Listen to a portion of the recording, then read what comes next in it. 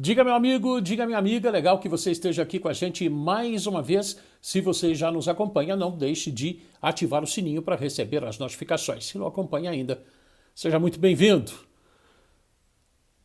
O que é que dá para dizer desse jogo em Porto Alegre? Tem gente que vai falar, olha, mais um empate. O time está sem perder há 5 rodadas no Campeonato Brasileiro, só que são 4 empates e apenas uma vitória. Muita gente vai torcer o nariz por conta disso.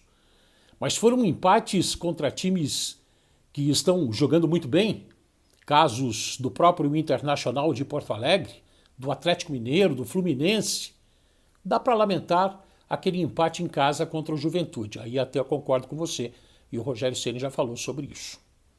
Mas foi um empate no Beira-Rio com um time esfarelado, cheio de desfalques, sem o artilheiro da temporada. Mas o que pesou mesmo foi a falta do goleiro Jandrei, que se machucou contra o Fluminense, virou desfalque em Porto Alegre, e aí o preço da Juventude para cima do Thiago Couto. Jovem goleiro do São Paulo, e goleiro precisa de rodagem. Vamos falar sobre isso?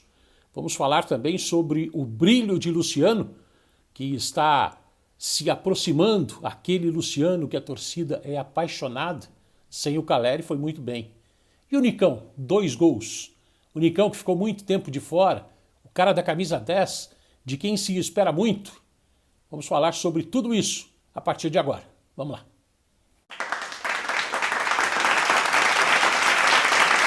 O São Paulo ficou 3 vezes atrás do marcador em Porto Alegre e nas 3 vezes foi buscar a igualdade. Com um time totalmente esfarelado, muitos desfalques, sobretudo no sistema defensivo, do goleiro ao lateral. Aliás, o Marcos Guilherme que estreou acabou virando uma espécie de ala. Mas aí brilharam os jogadores de quem muito se espera. O Luciano fez um dos 3 gols do São Paulo. 8º gol nos últimos 6 jogos dele com a camisa do tricolor paulista. E o Nicão, o camisa 10, ele dos 48 jogos na temporada, pelo que o São Paulo fez até agora, ele participou de 22. Agora com 3 gols, 2 marcados contra o Inter e tem 4 assistências.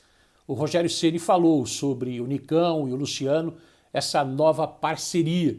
Necessidade, mas uma parceria artilheira do São Paulo nesse duelo em Porto Alegre. Vamos lá.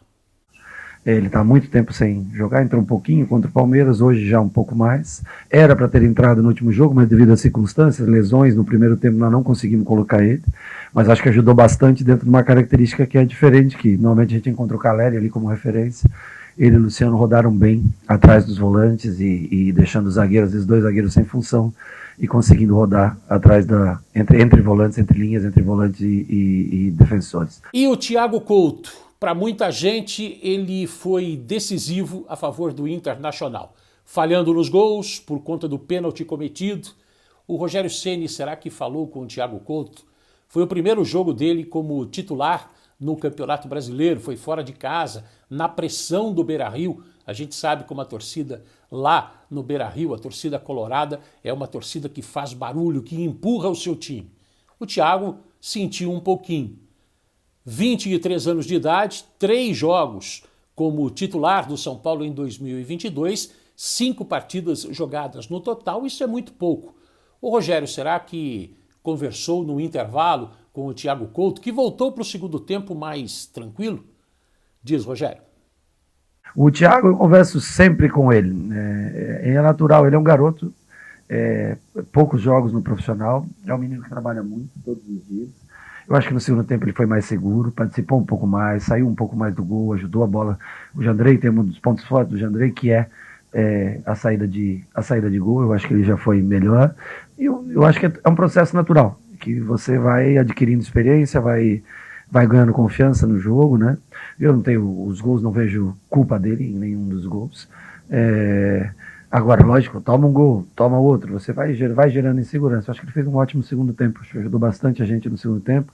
Lançamentos precisos, bola longa para o Wellington, distribuindo bolas. É um goleiro que trabalha bem com os pés, é uma das coisas que a gente pede. Hoje o gramado favorece muito. Acho que até no mesmo nível ou melhor que o Morumbi, tá? Esse gramado do Inter, acho que é hoje um dos melhores gramados do Brasil. Dá gosto de vir jogar num lugar assim. Então, mesmo com um time com desentrosamento, com jogadores jovens, muito jovens, metade do time é categoria de base hoje. E a gente conseguiu fazer boas combinações de passe. Chegamos ao gol do Inter. Perdemos muito na bola aérea hoje, porque nosso time era muito baixo. Nós só tínhamos os dois garotos da zaga, só Luizão e Beraldo que tinham cabeceio. Os demais era uma tentativa de marcação individual para bloqueio. E você pode ver que nós perdemos quase todos os duelos aéreos. Mas era uma coisa prevista. Só que dentro do que nós tínhamos hoje para poder segurar, eu perdi o Miranda na quinta-feira por lesão. Eu perdi o Léo no domingo por lesão. Eu não posso. Se eu perder mais o Diego, eu abro mão de. Eu perco todos os campeonatos, eu perco tudo que eu tenho pela frente. Então é o dia que você tem que tentar segurar alguns jogadores. E aí sofre-se um pouco mais. Acho que enfim, uma nova partida boa nessa posição. E Luizão ou Beraldo, junto com alguém mais velho, junto com o Diego, junto com o Miranda, eles têm um rendimento mal. Os dois juntos, eles ainda sofrem um pouco, porque são calados, são introvertidos, são jovens ainda. Mas eu acho que no segundo tempo o Beraldo melhorou bastante, ele arrisca bastante, é um cara construtor, arrisca muito passe por dentro. Às vezes ocorre erros e o Inter é uma equipe de contragolpe rápida, né, com jogadores velozes à frente. Eu já disse aqui na abertura que o São Paulo está invicto a 5 jogos no Campeonato Brasileiro, 3 empates consecutivos. Muita gente vai torcer o nariz. Só que 2 foram fora de casa, um em casa contra o Forte Fluminense e agora esse contra o Internacional em Porto Alegre. Antes tinha empatado 100 gols contra o Atlético Mineiro. Nessa sequência do Brasileirão teve uma vitória contra o Atlético Goianiense fora de casa e aquele empate, esse sim para torcer um pouquinho o nariz, contra o Juventude no estádio do Morumbi, 100 gols. Mas essa invencibilidade é longa, os números do São Paulo na temporada provam que é difícil derrotar o tricolor paulista. Foram 48 jogos até agora, com 25 vitórias, 15 empates e somente 8 derrotas, considerando todas as competições do Campeonato Paulista, Copa Sul-Americana, Copa do Brasil e também o Brasileirão. Nesses 48 jogos, o São Paulo marcou 80 gols, com 41,67% de gols marcados por partida. É um time que ataca bastante. Sofreu, claro, no sistema defensivo, com 48 gols sofridos até agora, média exata de 1 gol por partida, mas o Rogério Ceni avaliou o resultado em Porto Alegre contra o Internacional. Será que o São Paulo não poderia até ter ganho o jogo? Diz aí, Rogério.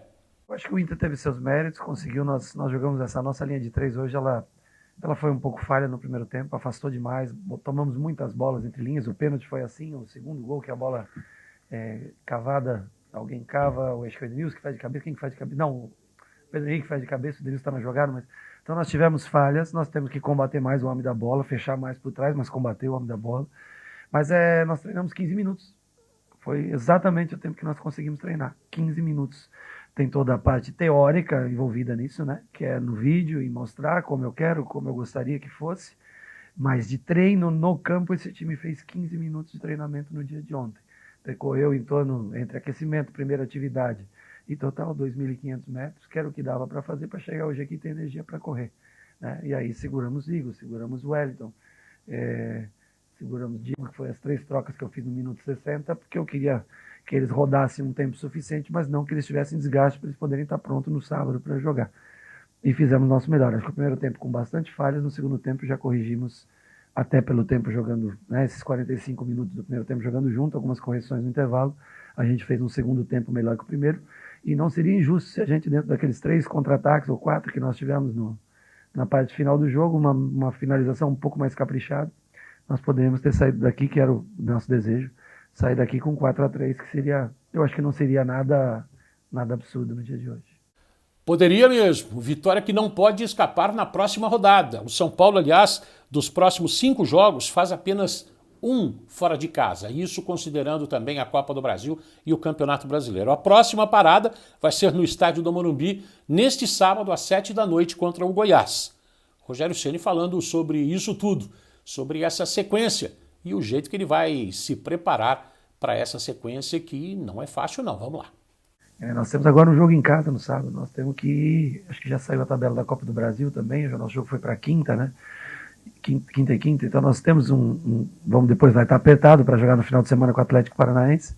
Mas nós temos que agora, com alguns jogadores que nós seguramos, com outros que estavam suspensos, nós temos que fazer um time forte para ganhar esse jogo de qualquer maneira no sábado. Nós temos que ganhar, contamos com o apoio do torcedor para dar uma subida no Campeonato Brasileiro e depois nós temos tempo para recuperar para a primeira decisão da Copa do Brasil, que é um jogo bastante importante para a gente tentar fazer uma vantagem no Morumbi.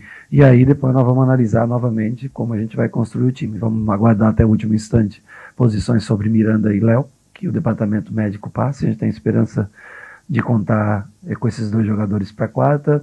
Tem esperança de contar talvez com o Miranda para esse sábado, né? Para a gente poder montar um time que continue sendo competitivo como esse vem sendo. Certamente ficarão à disposição o Caleri e também o Patrick, que cumpriram suspensão automática. Vamos destacar também aqui o Gabriel Neves, que vem subindo bastante de produção. O uruguaio ganhando espaço com o Rogério Ceni. O uruguaio Gabriel Neves, o volante, ele já fez 19 partidas na temporada, com 13 jogos como titular. Passe certo dele é um índice elevado, quase 70%, e 34 desarmes. Gabriel Neves ganhando espaço. Agora, o São Paulo, que deve ter o Gabriel Neves mais uma vez, vai ter voltas importantes, vai depender também do departamento médico, para ver os casos.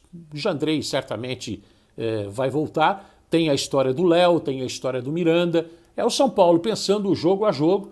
O Diego Costa, que entrou no intervalo da partida, aliás, entrou já com 60 minutos de jogo, deve ganhar mais uma chance. Os meninos que fizeram a zaga do São Paulo devem ganhar minutagem também. E aí essa sequência que se desenha dura, mas o São Paulo conseguindo bons resultados no jeito Rogério Ceni de ser, de administrar, de trabalhar os jogadores. E esse time que empatou contra o Internacional treinou só 15 minutos no campo. Isso é muito pouco.